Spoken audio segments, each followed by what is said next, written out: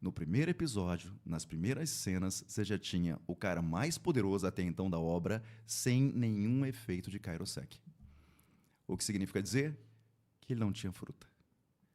Desde o primeiro momento, Oda já pensava na possibilidade de que aquele cara não tinha a fruta. O Oda fez uma coisa que eu nunca tinha visto em nenhuma obra. Nenhuma obra, nada parecido. Para cada passo que ele dá para frente, ele manda a gente voltar uns 50 para trás. É impressionante. Eu nunca vi nada em literatura, em teatro, nada. Ele dá uma informação nova, ou seja, anda para frente, mas para você continuar andando, você tem que rever. E eu que na hora que você foi rever, tinha alguma coisa nova que te fez ler de forma diferente. Então você vai e volta, e eu não tinha me tocado disso. Então tem os dois lados. Tem um fã que tornou-se cada vez mais apaixonado pela obra, com o roteiro, a maneira que ele escreve e tal, e tem a produção de conteúdo, né? E agora as coisas começaram a dar um despertar. E aí vale um seguinte disclaimer.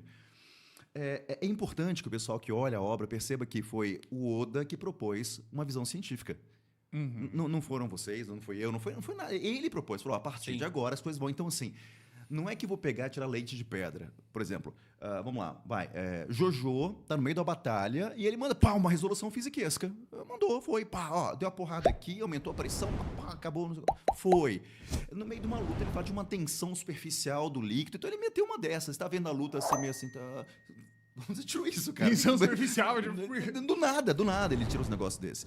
Mas o One Piece não. Ele falou assim, pega um filtro, bota uma lente na frente, uma lente de ciência, pra você poder ver esse negócio de novo. Aí vou eu agora indo e voltando na obra. E aí nessas idas e vindas, vai a primeira da noite. Vamos lá, vai. Guto e meu caro Evandro, em que momento, na opinião de vocês, Oda joga o haki na obra? Em que momento vocês acham que... Fala assim, olha o haki nesse local. Vamos lá. Discorram a respeito. É difícil, assim, porque pré-time skip tem muitos momentos que podem ser encaixados. A primeira menção de haki é em Jiraiya com Barba Negra. A menção de haki. Que ele fala que o haki do Luffy era muito mais alto do que a recompensa de 30 milhões dele. Só que eu acho que... nem com o Zoro, com a respiração de todas as coisas, eu acho que com o Luffy contra o Kuro já tinha uma coisinha assim de prenúncio de haki, de observação, com ele conseguindo acompanhar aquele passo do gato. Eu quando reassisti o One Piece, falei, isso aqui parece haki. Parece o Oda já flertando. Claro, tem o Shanks no capítulo 1, né? Não dá. Mas o Luffy, ele contra o Kuro, eu acho que foi o ponto que me chamou mais atenção do Oda jogando haki. O que você acha, Guto? Em que momento você acha que ele falou assim, tem uma coisinha diferente aqui e tal? Eu acho que contra o Kuro, pra mim, ele não tinha nem... Sabe, não tinha nem passado na cabeça dele de haki ainda. Será Depois ele da encaixa, divisão? porque, né, no final das contas, é um arquétipo comum de você conseguir interpretar melhor a luta, seu instinto de luta, conseguir saber o que o próximo golpe do adversário...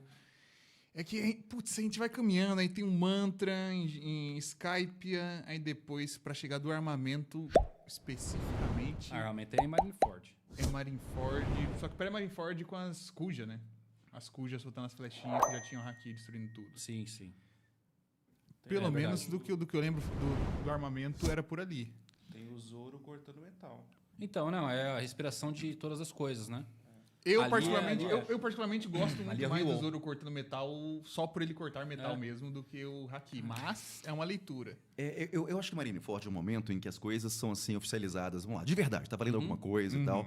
Aquele momento que o Luffy faz algo que, assim, o Ace vai morrer e ele solta o que a gente acho que é o haki do rei naquele instante e derruba alguns marinheiros, alguns piratas e tal. E aí os almirantes fazem assim. O olho de Sauron vira, né? Aquele moleque petulante... Não é um moleque petulante. É alguma coisa diferente aí. Aí começam as conjecturas. Ele é neto do Garp. Os Garp tem o haki do rei. Ele é filho do Dragon. Opa, pera um pouquinho. Então as coisas ganham uma seriedade. É seriedade. Só que o Oda é gênio pra variar. E parte da premissa que Oda é gênio, que não vai ter nenhum mega furo de roteiro... Ele não solta umas coisas, ele vai plantando, meio aquele filme, o I See That People, o que vê... Sexto Sentido. Que quando eu estava vendo a versão do diretor, ele falou assim, olha, se você por acaso perceber, toda vez que tinha alguma coisa vermelha em cena, tinha alguém morto. Aí eu vou reassistir, eu falei... É verdade! Eu só não Muda tinha completamente percebido. a concepção. Tava né? lá o negócio. Então o Oda vai plantando as ideias. Tudo bem. Qual a fruta do Roger? Hoje não tem. Tá. Em algum momento foi dito que ele tinha? Não. Em algum momento foi dito que ele não tinha?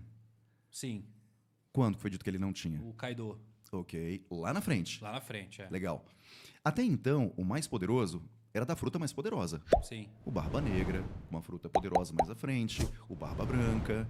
As logias aparecendo de forma diferente. Então, imaginava-se em algum momento que se Roger era o rei dos piratas, e, portanto, um pirata poderosíssimo, ele devia ter, em princípio, uma fruta poderosíssima. Sim. Essa era a premissa original da primeira parte, né? Antes do Era, aqui. era. Então, Roger, não apareceu, mas você tem uma fruta e tal. Vamos filosofar a respeito Bons disso. tempos, inclusive, viu? Que se Todo mundo teorizava. acreditando que ele tinha A Gomu Gomu. a Gomu Gomu. Assim, ele tem que ter uma fruta, não é possível. Tanto que ele devia ter uma fruta, que vamos pro Ace. Ace, você tinha uma fruta, e para evitar que você, por acaso, usasse a fruta, você tinha toda uma algema de Kairosek. Roger também tinha algemas. Só que o Ace, ao usar as algemas, ele estava nitidamente fadigado. A fadiga estava lá por conta que ele estava mentalmente abalado, porque as pessoas iam se matar por ele, e ele não queria isso. Tanto que ele é um D que não ri face à morte. Então a gente consegue ter primeiro o exemplo de um D que não ri na morte, quando ele é quebrado espiritualmente. E o Ace foi quebrado espiritualmente. E o segundo, havia uma fadiga física nele. Tanto é verdade que depois que a algema é quebrada, ele não tem os poderes dele todos, completo. Então havia um efeito nele. Roger está lá no cadafalso, ele está rindo, e apesar de doente, ele não tinha fadiga nenhuma. Ou seja, no primeiro episódio, nas primeiras cenas, você já tinha o cara mais poderoso até então da obra, sem nenhum efeito de Kairosek. O que significa dizer que ele não tinha fruta. Desde o primeiro momento, Oda já pensava na possibilidade de que aquele cara não tinha a fruta. A fruta. Então, assim, estava lá na nossa cara. Uhum. Tanto é que quando você pega a cena do Shanks, quando você pega, por acaso, os vários exemplos, assim, caramba, mas tinha algum indicativo. Mas o Roger em nenhum momento tinha nada. E ele bota uma algema de Kairosek no cara para mostrar. Ele não sofre nenhuma fadiga. Ou seja, eu tenho a impressão de que Oda aprontou duas coisas. Ele aprontou o início da obra e aprontou o final da obra. Esses dois estão claros na cabeça Isso eu dele. concordo com você. Aí o meio, em algum instante, ele foi incluindo algumas coisinhas e aí talvez seja o momento que a gente fala assim, não deu uma encaixada Sim. tão legal e tal.